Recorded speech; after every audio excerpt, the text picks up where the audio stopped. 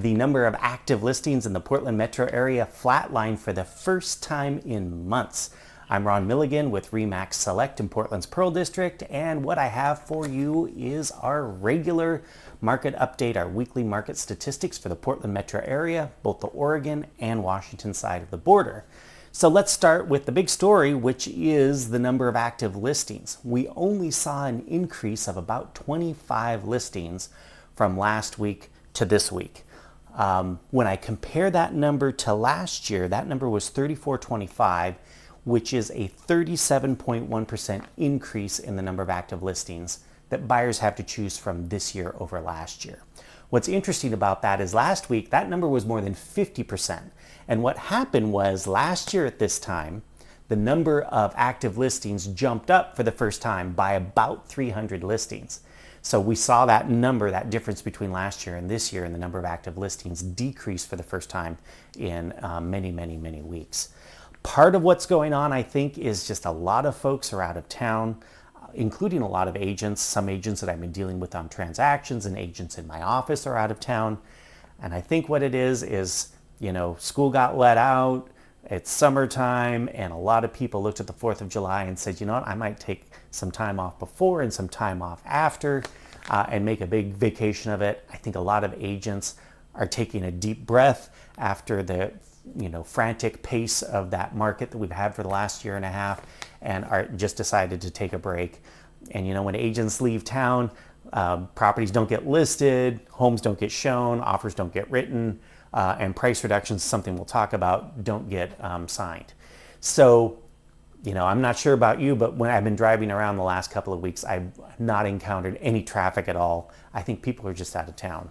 So, not a big surprise to see that we didn't have a lot of new listings hit the market.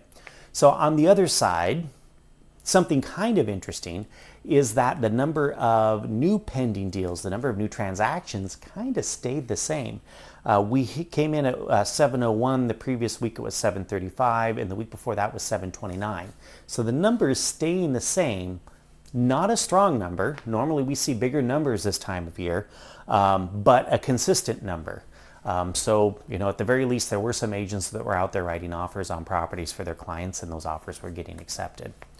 The other measure of buyer activity is the number of lockbox opens. I thought this was kind of interesting.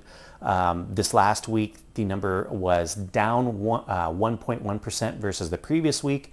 We came in at 16,202 versus pretty much the same week last year. That number was 18,423. What I think was interesting is last year at this time, there was a 14.7% decrease in the number of showings. Not super surprising. Again, it's the week that was covering the 4th of July, and like I said, a lot of people take that time off. But what is interesting is last year at this time, we were telling our buyers that, frustrated buyers, that, hey, there's going to be some opportunities in July and August of this year. That was 2021. And we did see the market start to slow down in July and August of last year. Buyer fatigue had set in. A lot of people had their vaccinations. Travel was opening up and folks were headed out of town. A lot of buyers that I ran into at open houses after the summer said, yeah, we took a break. We were just too frustrated. Didn't want to spoil our summer with writing offer after offer and not having them accepted. So we decided to go off and enjoy our summer. So we may see a little bit of that creeping into our differences between last year and this year as we go through the summer. So we'll just watch that and let you know. The thing that was kind of interesting is the number of price reductions. So I've been tracking that number. Last week that number was over 700. It was 712. This week when I pulled the number, it was only 37. So I double and triple checked to make sure I was pulling that number correctly and that I didn't do something goofy, and I called one of my colleagues over to double check it, and it looked like it was right. I just can't believe it. So let's leave that number for now, and we'll revisit it next week, or actually the week after, to see if anything changed there, and maybe I just made a crazy mistake with that. The number of bumpables was up slightly. Bumpable are those contingent offers. I'm going to buy this next house. The seller accepts my offer, contingent upon me selling my current home in order to perform on this purchase. So that number goes up. I like seeing that number go up because it indicates that we're headed back more towards a healthy, normal market where, folks can put their house on the market and find replacement housing without the risk or worry of ending up homeless as they do so. Number of days on market was up this year, a couple days. We're at 18. Last year it was 16. The median is 6, and last year that was 5. One number that was kind of surprising was the difference in the average sale price. So we came in at 647, 662 this year versus last year, which had a strong number, 613, 310. And the difference between last year and this year was a 5.6% increase. Keep in mind, small sample of numbers. We can have a few transactions that skew that average in one direction or the other. We like to look at the monthly numbers, how they compare for like an entire month of last year to this year. But we'll keep an eye on that and see if that doesn't bounce back next week, or if if that number stays kind of steady. The median, on the other hand, came up 10.3% this year versus the same period last year. On average, sellers got 2.04% more over their asking price versus last year, where that number was 3.18%.